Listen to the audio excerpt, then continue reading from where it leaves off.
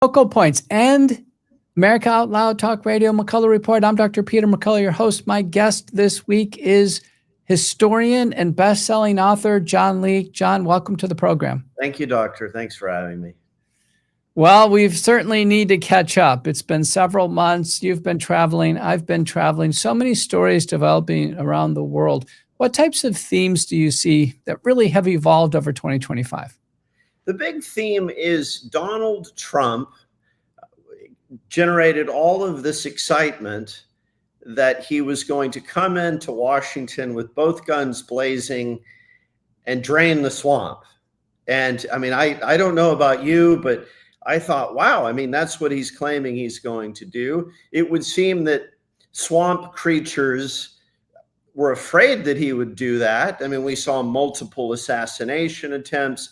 We saw this kind of extravagant lawfare deployed against him in New York State.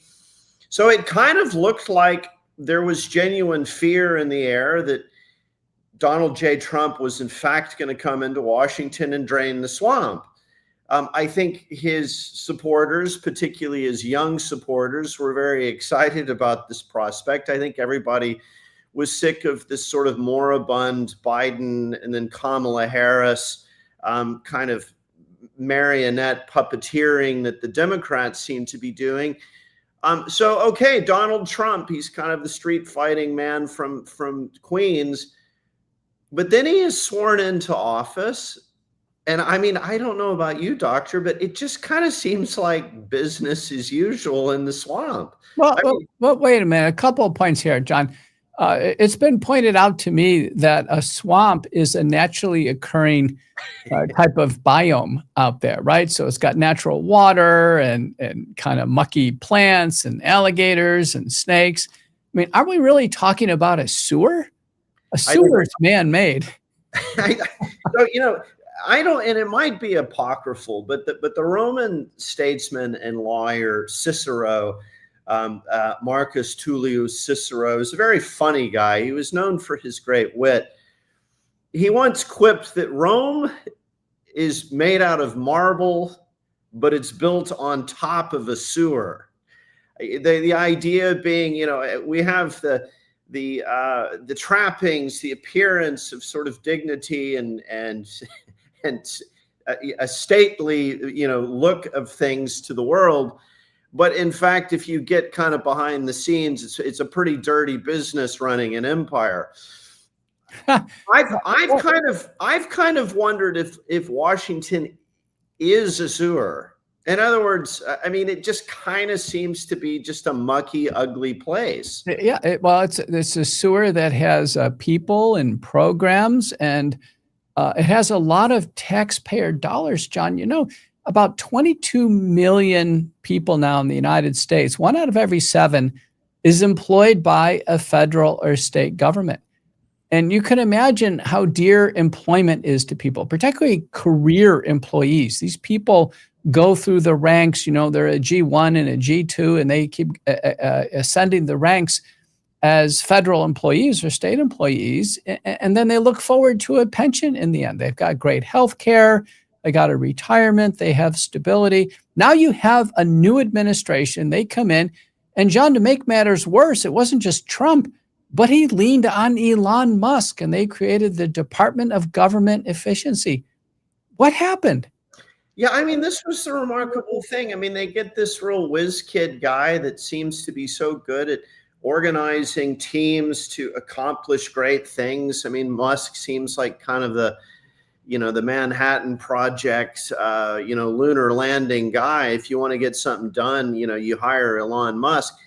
He immediately starts uncovering all of this graft and fraud, and but then it's just kind of like, well, maybe we don't want to uncover all of the. Maybe people enjoy receiving all of these illicit, poorly accounted for funds, and I think that's my theme.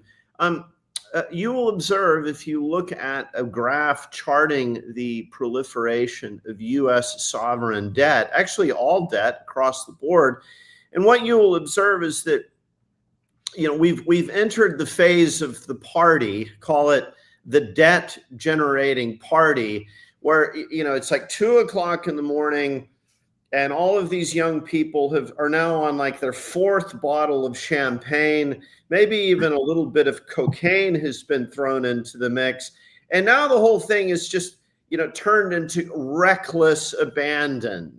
Wild people throwing off their clothes, God knows what's happening. There's just reckless abandon with the creation, and it's not just obviously tax revenue. It's just keystroke creating money out of thin air and then dispersing it to pharmaceutical interests, military industrial interests, financial interests, foreign interests, all these weapons and aid and support. And it just seems like there is no accounting, there's no auditing. So if ordinary citizens like us say, no, wait a minute, would you guys impose some discipline on the creation and disbursement of money? Well, who wants to do that if they're benefiting from it? I mean, Doctor, if the McCullough Foundation were a recipient, if we had friends in Washington who said, oh yeah, you guys are doing great scholarship, and we are, actually, we genuinely are. How about we slash you a check for $1 billion so you can expand your enterprise, hire good people, create document. I mean, we would be tempted to take it. Well, think about that, John. These organizations that do take it, and there are plenty of non-governmental organizations, government contractors who get large sums of money. That money then gets deployed. Think about this. No matter what organization it is, first thing you know, there's a new building, there's rent, there's employees, there's benefits, there's equipment and supplies, there's contracts, et cetera, et cetera. So, these are not turn on, turn off types of line items. They're really not. Once the money gets committed, there's also bank accounts in Kiev. There's bank accounts in Cyprus. I mean, I think a lot of this money, Doctor, is just being stolen.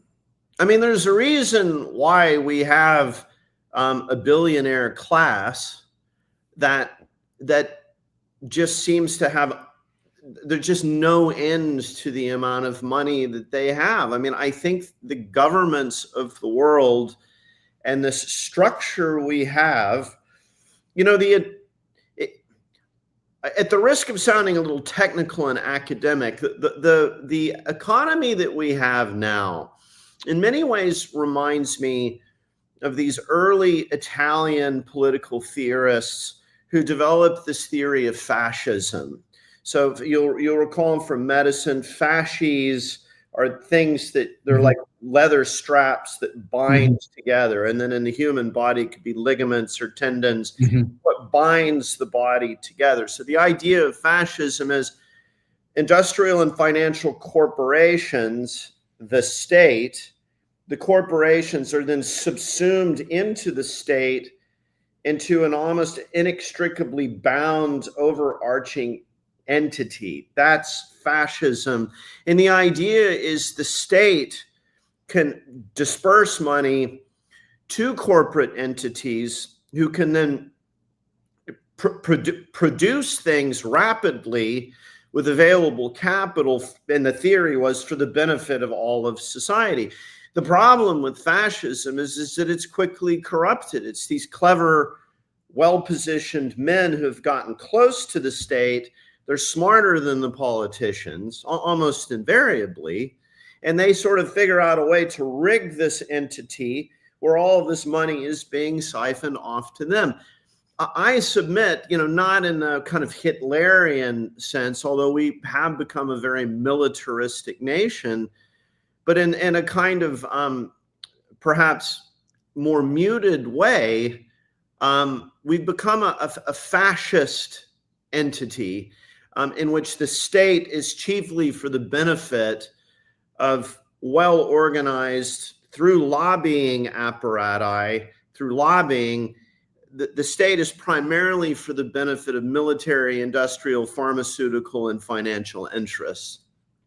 Well, don't you find it interesting, kind of the name calling on either side? So when Biden was still in office, I heard those on the right say, he's a threat to democracy. And then on those on the left will look at Trump and say, he's a threat to democracy. Well, yeah, everyone's a threat to democracy, it seems like, John, if you listen to both sides. And we live in a world of shallow platitudes. I mean, and, I want to, if I could have a little interjection, because I think this is kind of fun. So if I may make a kind of broad sweeping statement, the problem with our people is that they don't pay attention to what's going on, and they don't study. We're constantly distracted by our phones and TikTok and video games and pornography and Netflix shows, and it's just, the world is just this zone of images and kind of bright and shiny things that are constantly distracting us, so that our people are not paying attention. And so I think if our people started paying attention, what they would realize is Washington really has become just a scam. I know that sounds cynical. I know it sounds so monstrous, but look at, let me just give Exhibit A. Exhibit A.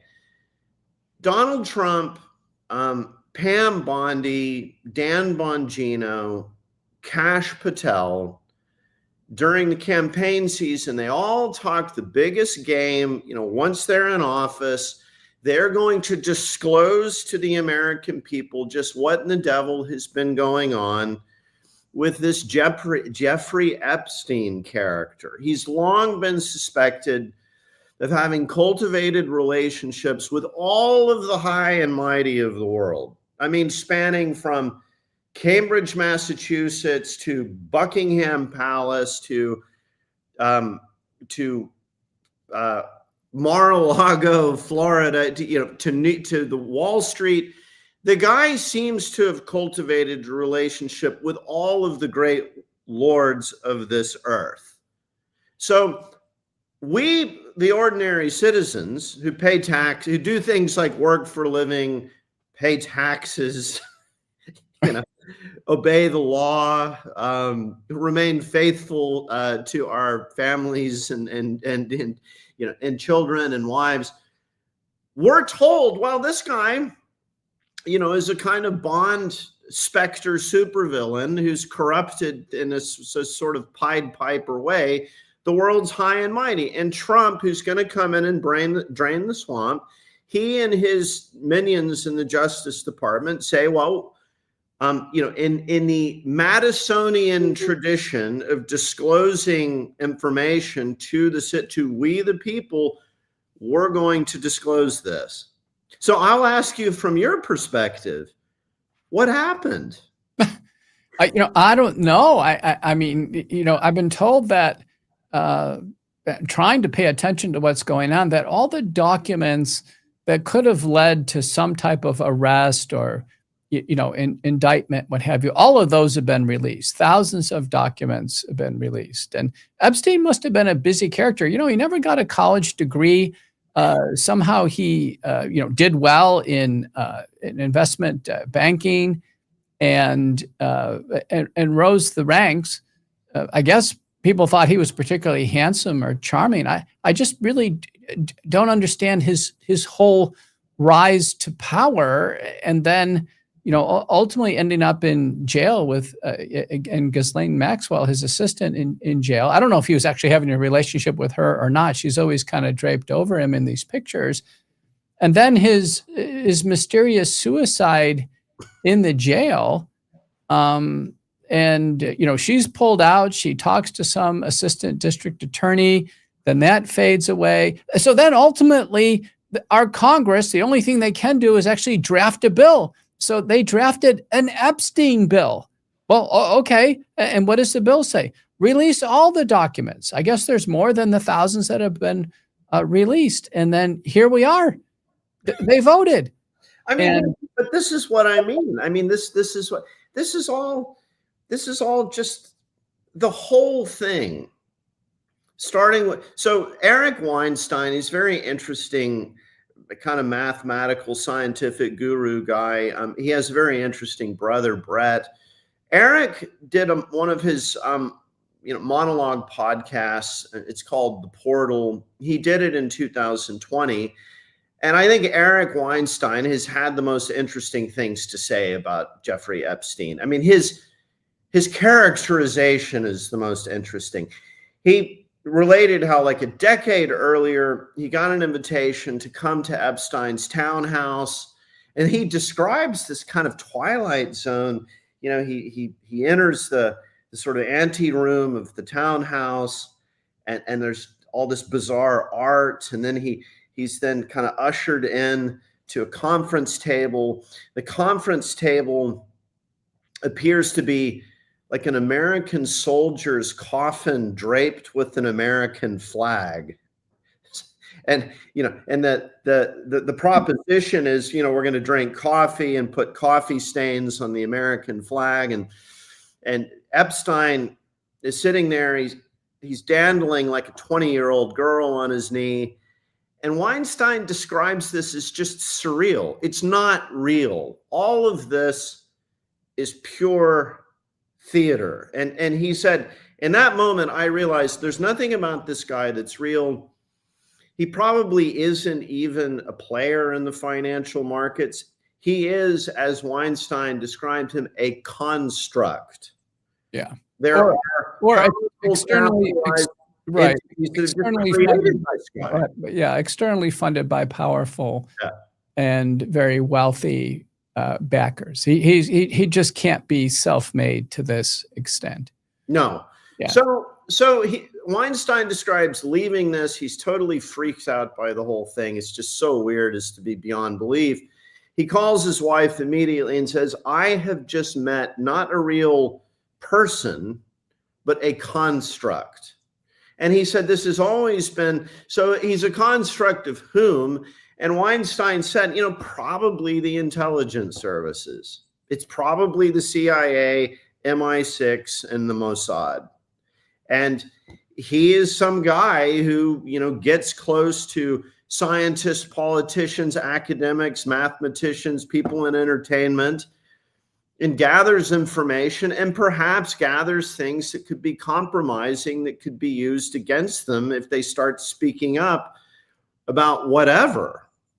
And so, how interesting is this genuinely to we the people? Well, I think it's interesting insofar as it's an example of things pertaining to power, to the levers of power that are being concealed from us. So we ask, well, what's this all about? Like, tell us. Mm-hmm. When the Republican Party, with the exception of Thomas Massie, Marjorie Taylor Greene, and I think two other representatives, I'm sorry that. Yeah, well, one of them is Ro Khanna. I think he's a Democrat, actually. Well, no, the thing that Massie had to do is get 4 Republicans on his side in order to make it happen, because there was a kind of a mutiny in the ranks of the Republicans. And then Donald Trump comes out and starts personally attacking Thomas Massie. And I mean, of all attacks, my favorite was attacking Massie for his haste to get a new, younger wife. Doctor, I don't know if you're seeing the humor in this. Yeah. I mean, what? Yeah. As if, so Ro Khanna is one of them. I wanted to make sure I was right. And he's a representative from California. He was up there with Marjorie Taylor Greene and others, and he's in the Democratic Party. All right. So the there was an initial reluctance, both the legislative and the executive. Massie's gambit was a good one. Was if I can get a petition to actually bring this to a vote, this house of just yellow cowards, once Mhm. it's on the floor and the spotlight is on them, they won't be able to vote for concealment. They just won't be able Well, to. but John, does it matter if they vote or not? So they voted. And then they Well, said, release the documents. And guess what? Documents not released. so this is, I'm glad that you've said this. So, so I don't think we have a representative government anymore. I just don't think we do. I think it's a simulacrum, a Potemkin village, a Hollywood set, but I don't think it's real. Well, I think it has a level of lawlessness within it, or this now inability to really get things done because there's no respect for a House vote. There's no respect for the rule of law, and that what happens is the Department of Justice gets involved, and they can always find illegal entailment, or the intelligence community can. And so here we are. A vote happened. We still Epstein will fade. Now the Trump has gone from calling it a hoax to saying, well, it should be released. So Trump is all over the place on this, and and there's been fallout. Marjorie Taylor Greene has resigned from Congress. I mean, we have a president who actually calls people kind of like playground names. Basically, he's a name caller. Did we ever have a president like that before? no. I mean, we've had pretty violent conflicts. I mean, Aaron Burr and Alexander Hamilton being a notable one. There's a South Carolina, I think, Senator Preston Brooks, who went into no, he didn't go into his office. He was on the floor of the House. There was a debate about, it was back just before the Civil War, I think in the year 1856, and there was a prominent abolitionist from Boston. What was his name? Sumner, I think was his name. Kind of an old Yankee family. I think it was Charles Sumner, who's giving a talk about the need to abolish slavery. And Preston Brooks, who was proud of himself for his good Southern gentility and manners, so it's so crazy what he did, comes in with a heavy cane and literally beats Sumner almost to death on the floor of the House.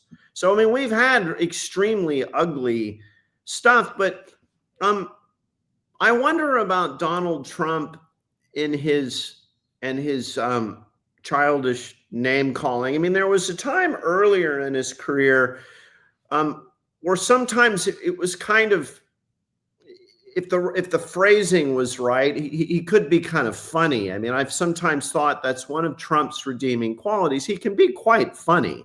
Well, I mean, that's what people on the right would say, is that he's funny calling people names. But the people who are being called the names don't think it's funny, and I never see them laugh it off. And I thought Marjorie Taylor Greene's her response to Trump calling her a traitor was quite interesting. I've had a chance to get to know her and watch her over time grow into that position in the House of Representatives. And she was quite measured. She didn't call him a name back. I mean, Trump would be very easy to call him names. I mean, it's interesting. Nobody ever calls him names back. It's so interesting. It would have been, and she's leaving. It would have been, and nobody in the Democratic Party calls him names, but yet he calls these like playground names, like he's an 8-year-old. And she's very measured. She said, "Listen, I supported him. I ran the first term. I didn't have anybody's support. I beat 8 men. I won my seat." And one of the issues she staked herself on was the Epstein files. That was one of many, may not have been the biggest one. She clearly was on our side with respect to COVID vaccine safety and early treatment. She held hearings on this. And she said, "Listen, right after January, I'm out. I'm out of here." One wonders the kind of ugliness she's received in text messages and emails and phone calls. I mean, I've received a few hate. I actually kind of think it's fun to receive hate mail because I think it's one it's one of the most sincere communiques you'll ever get. People are always kind of masking their true feelings in a veil of politeness and decorum. But boy, when someone gets behind their keyboard and just lets the demons rip, it can be quite interesting. But I think it can the psychological terror can become overwhelming. But I think her resignation letter, this whole thing is just a joke. I mean, no one's playing 4D chess. There is no messianic savior that's going to come to save us. It's just a sewer. And I'm sorry to say that.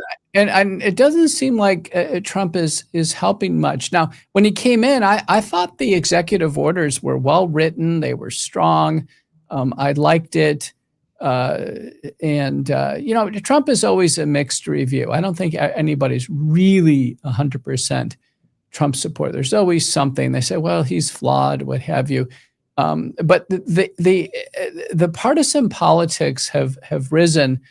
If I was to draw a graph of division in the United States, I would say division continues to go up hyperbolically. There's just no unifying messages.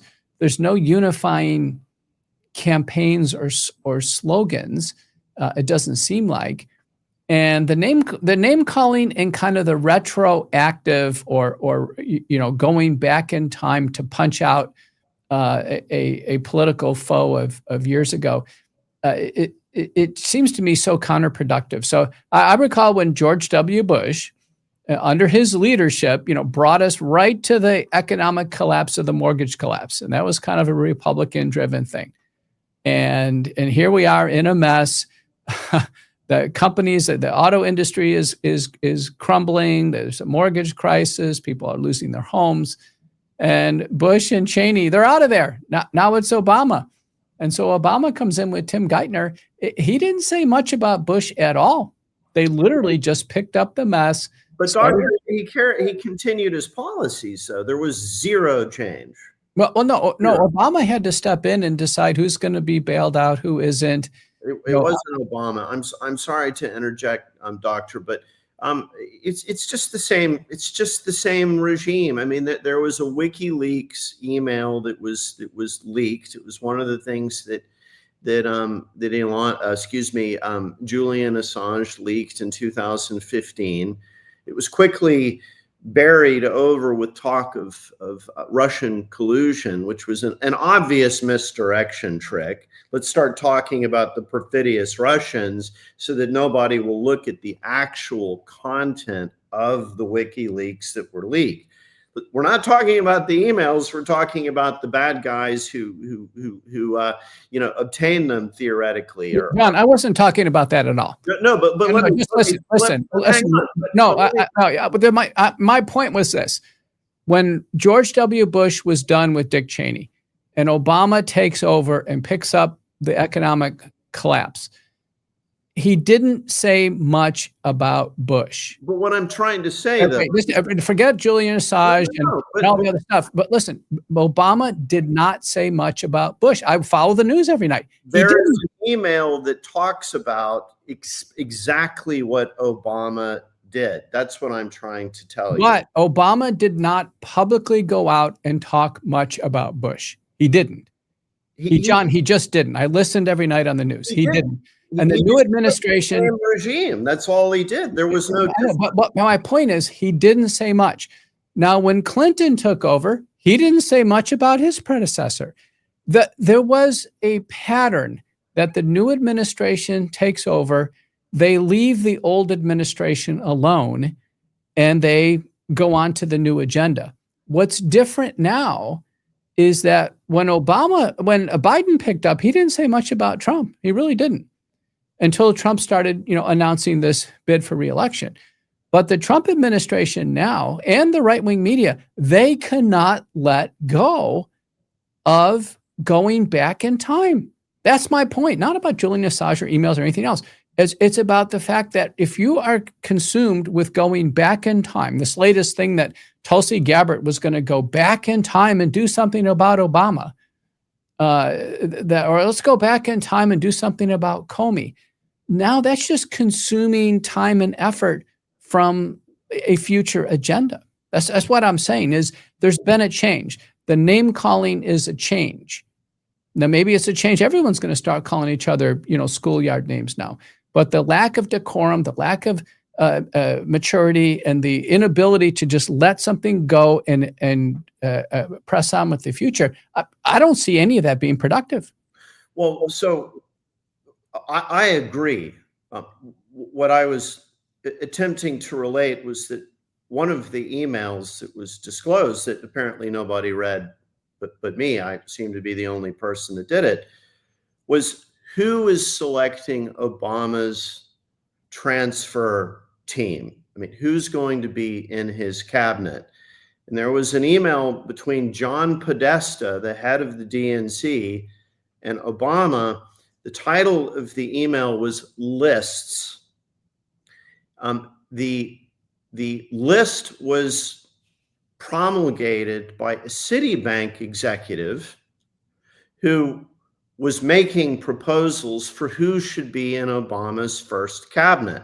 Now, this same Citibank executive, his company, Citibank, upon Obama being sworn in, Citibank received the single largest TARP and Federal Reserve quantitative easing bailout of all institutions.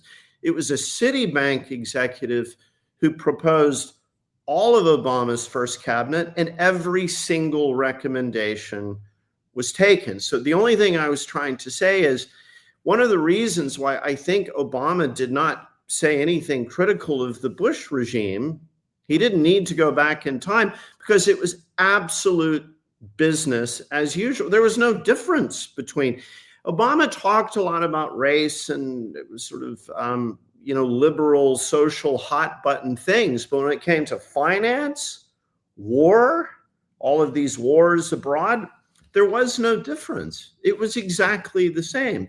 Now, I don't know if this is the case, but in the case of Donald Trump, to give the man a little bit of credit, there did seem to be a perception that he might well try to break this long-standing tradition of business as usual. And I happen to think, at the time I studied it, I happen to think that this Russian collusion thing was an attempted coup. I think it was. I think they were trying to get rid of him by way of intrigue, by way of conspiracy and intrigue. So I agree with your sentiment. Why are we going back and re-adjudicating this thing?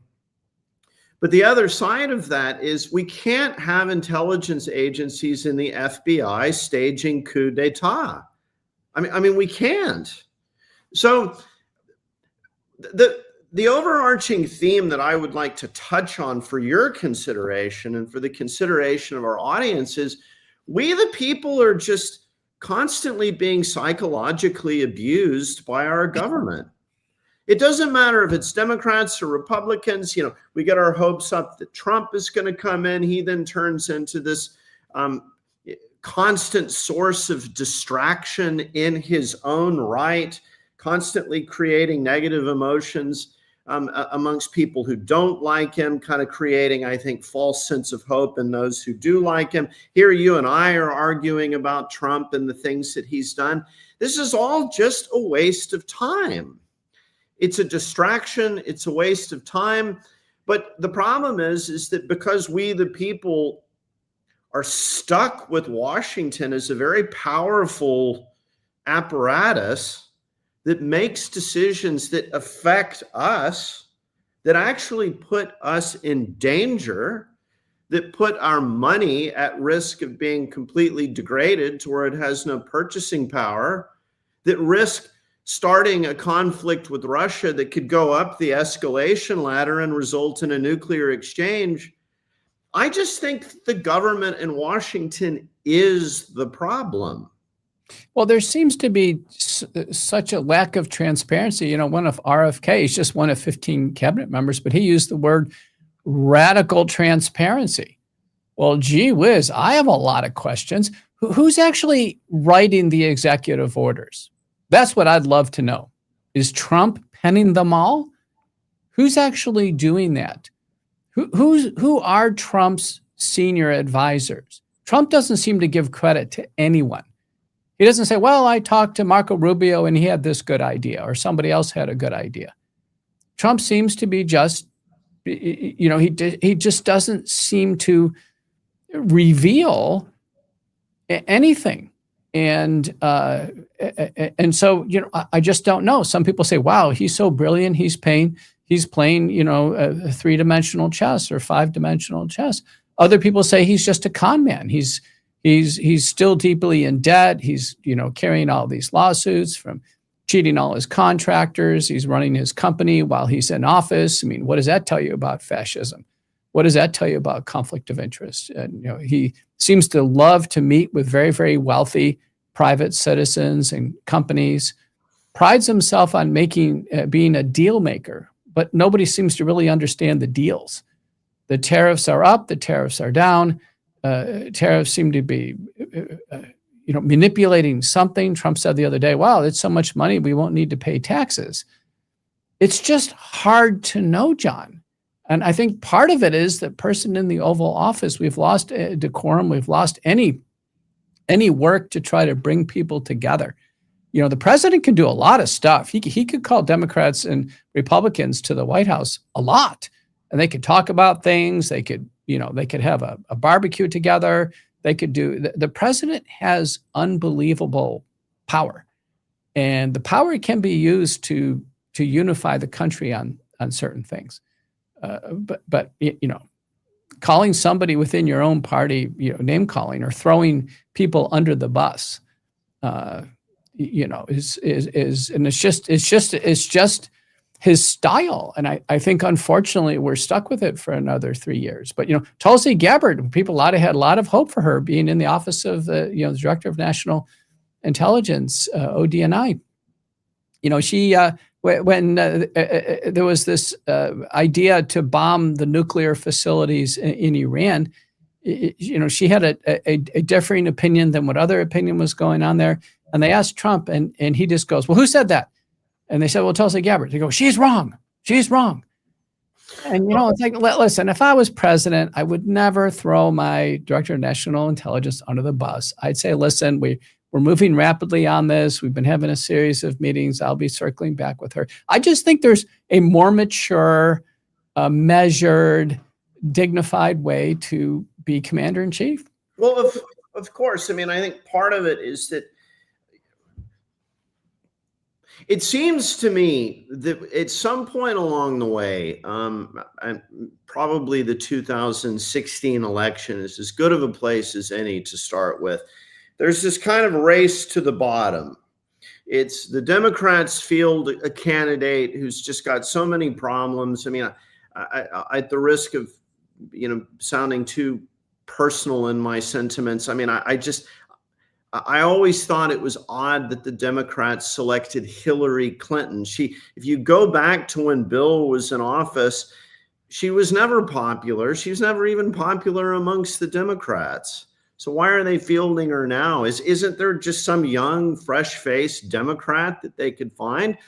And then after years of snubbing Biden, I mean, when he was a young guy with kind of a good sense of humor and a gift of the gab, I had a friend in New York, was the editor of Esquire magazine, and used to meet Biden for lunch. He said he was a hilarious, funny guy. He was snubbed all of those years. But then when he's obviously declining into senile dementia, that's when they select him as their candidate. Why? I was questioning his selection as vice president for Obama. I really was. I was like, how is this going to help? I was questioning that. But you're right. It almost seems like there must be some decision in these political parties to say, listen, it's her time, it's her turn. Even though we're a democracy, we still want to behave like a monarchy. There's a Clinton family. Now somebody from the Clinton family should be president. There's a Kennedy family. There's a Roosevelt family.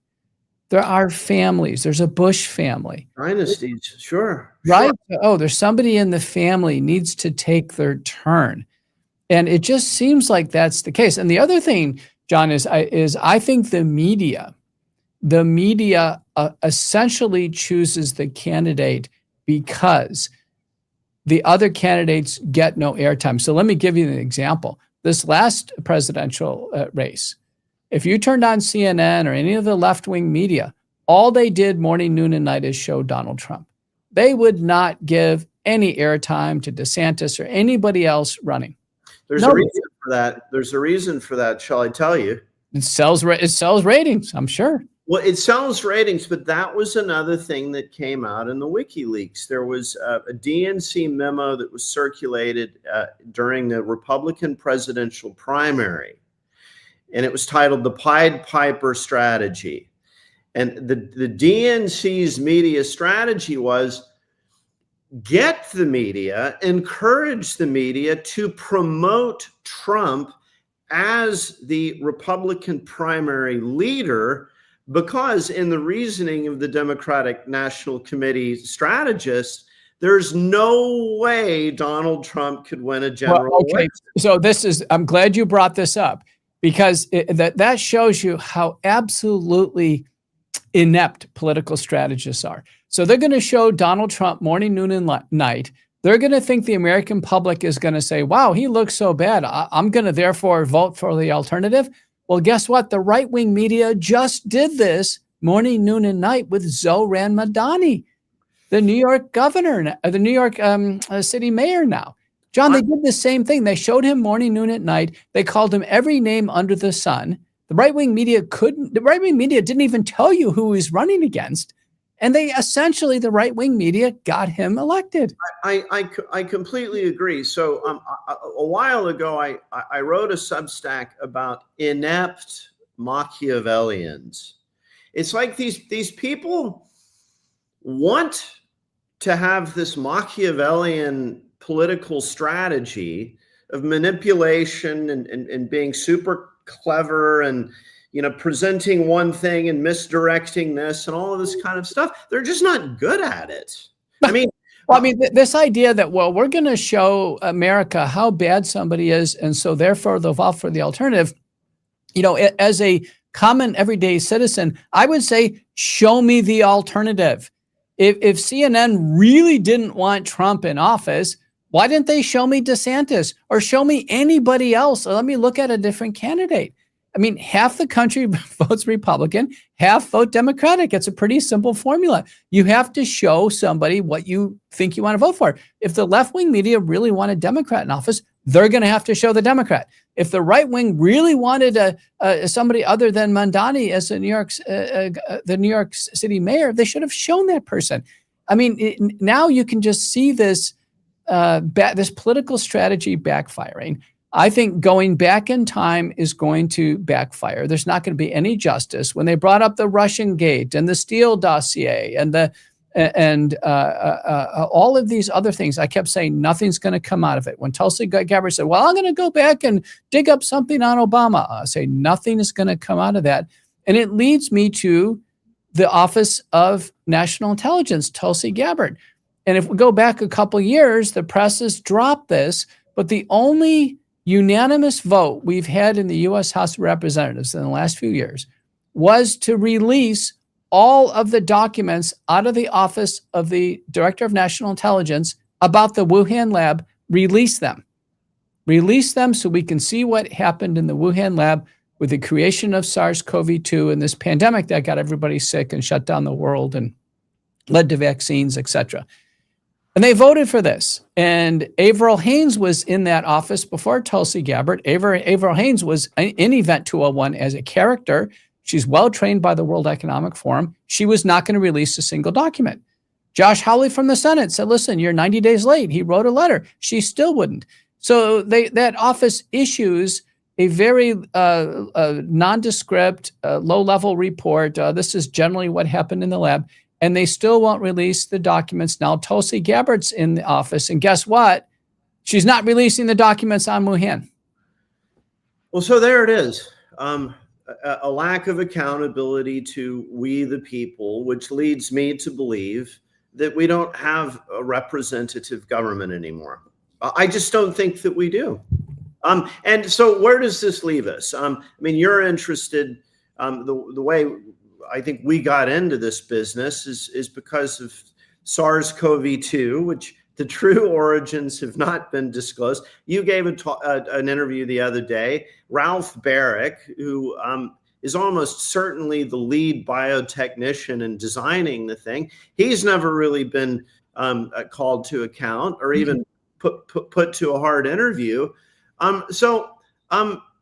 Where does this leave us? I think that we, the people, need to recognize we have to stop looking to our government for guidance, for transparency. We have to start viewing our government, and I'm not proposing anything other than civil disobedience, but I think we have to view our government as a hostile entity. It is not our friend. And John, I would say that we have to do that.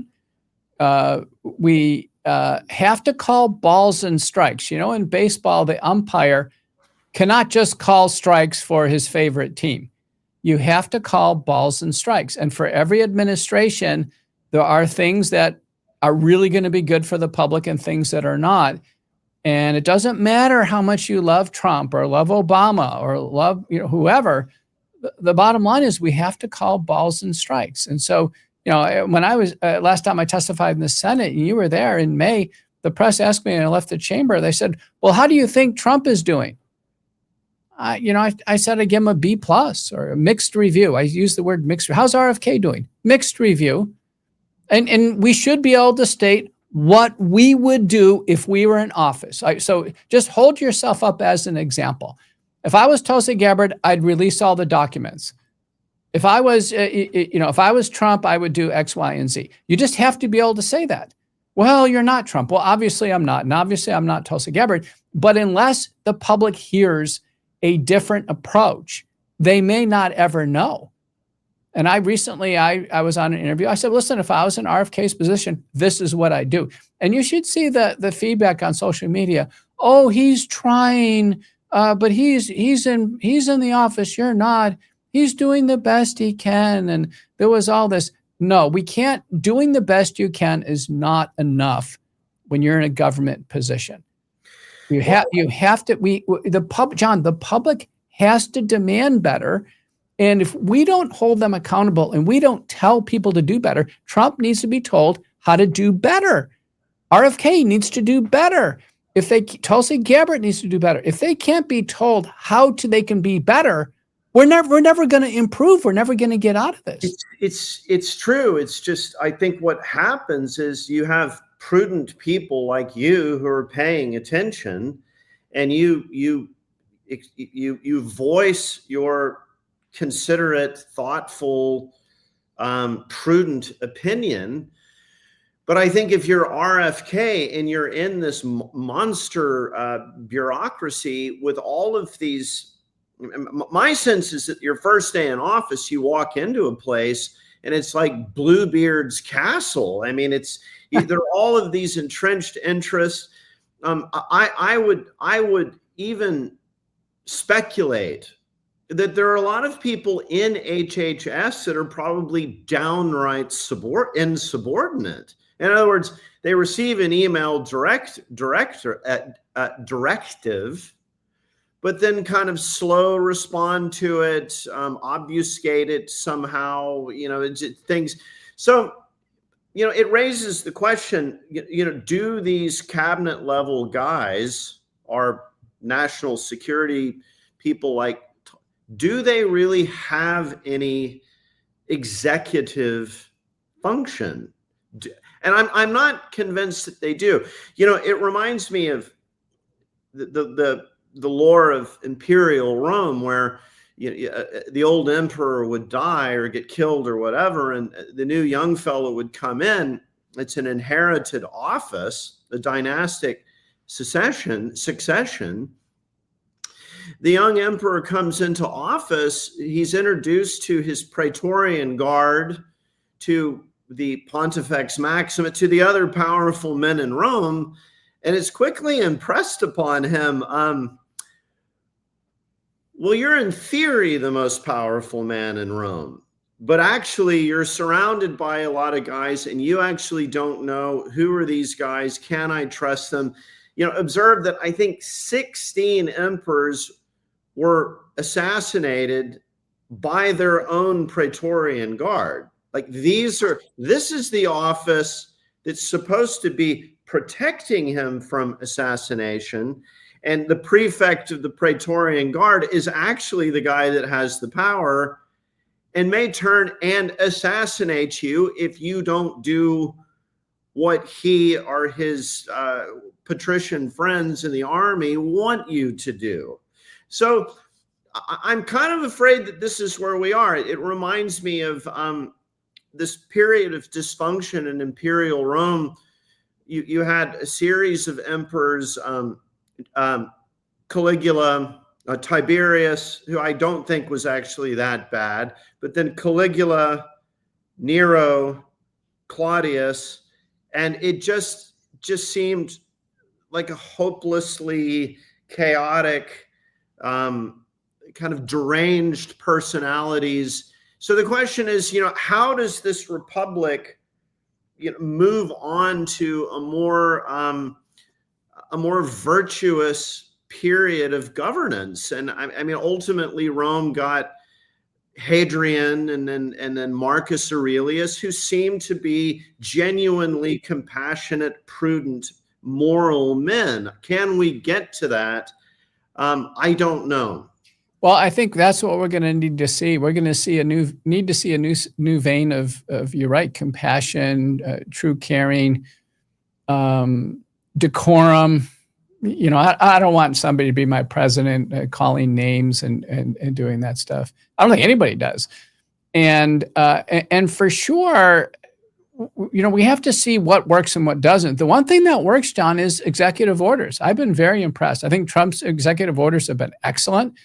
And boy, I covered this on Focal Points. He gave an executive order to cut funding for transgender programs at these academic centers. Guess what? It happened, and it happened quick.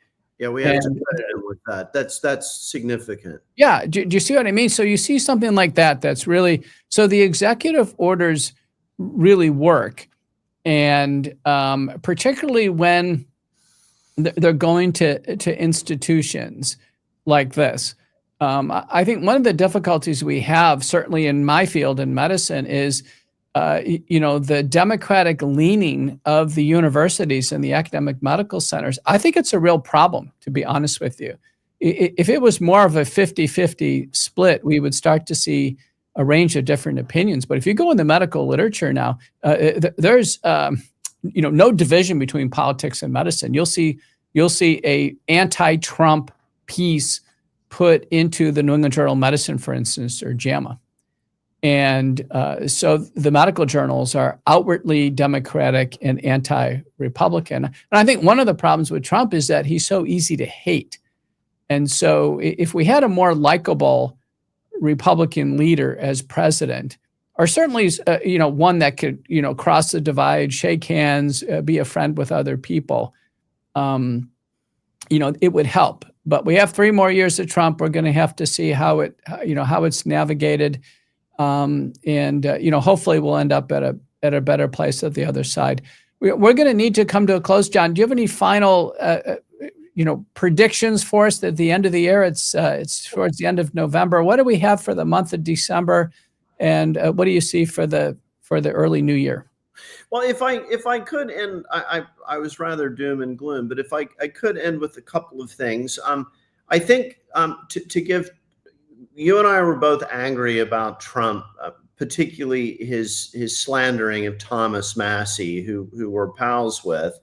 I think that was very, very upsetting to both of us. But on a positive note, I think Kennedy's HHS, it was a major, it was this kind of night and fog admission on the website, but there was an admission on the CDC website that there is no scientific basis for the categorical claim vaccines do not cause autism. I think that was very significant. I mean, this has been the mantra for 30 years. Vaccines do not cause autism, period, categorical, case closed. I think that was a major thing, and I think we should give Secretary Kennedy credit for that. I also think that Trump realizes that this Ukraine war, this US proxy war against Russia in Ukraine, is totally untenable. The regime in Kiev appears to be a bunch of money launderers.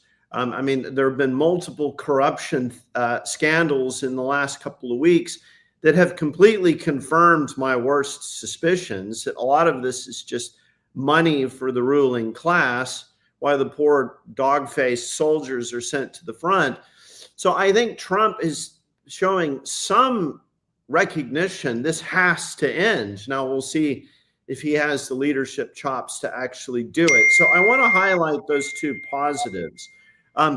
Looking forward, well, will the Epstein files or information be released? I expect we'll see, national security redactions, whiteouts, but that's rather interesting.